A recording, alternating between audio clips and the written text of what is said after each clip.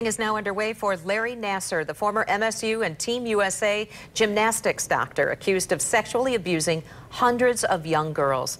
More than a dozen victims confronted Nassar face-to-face today, and there's still many more waiting to do the same thing.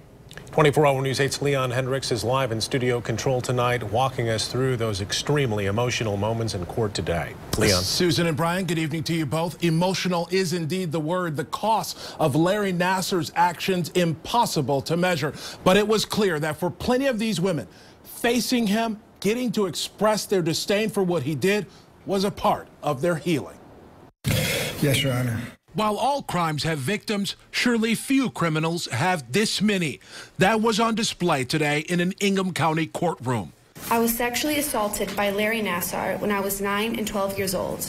Victims are getting the chance to address the court before Larry Nassar is sentenced. Some of them described in graphic detail what he did to them in the exam room, sometimes while their parents were there too. My mother and him were having a conversation this whole time, just about whatever, life. Each survivor with her own story of what happened behind closed doors when Larry Nassar attacked, making his sexual assault look like medical treatment. Nassar was renowned in the medical and athletic world for his work with USA Gymnastics and with Michigan State University.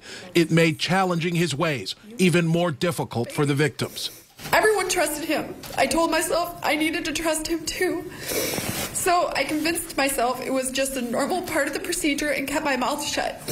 While he surely won't treat another patient again, he remains renowned, now for an incredibly different reason.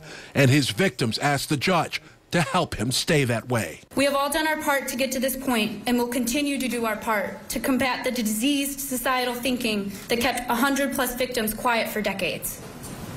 But right here, right now, it's your turn. I implore you to do your part. Make a statement that forces other predators to think twice. Another major topic in court today, Michigan State University. The university is accused of failing to take action, even though officials knew that things were happening. Of course, MSU has denied that. They say that they had no idea the magnitude of what was going on there or that there was abuse taking place. Now, when we asked about why Michigan State University officials weren't in court, they did release a statement to us saying they wanted the focus to be squarely on the victims. We're live in the control room. Leon Hendricks, 24-hour News 8.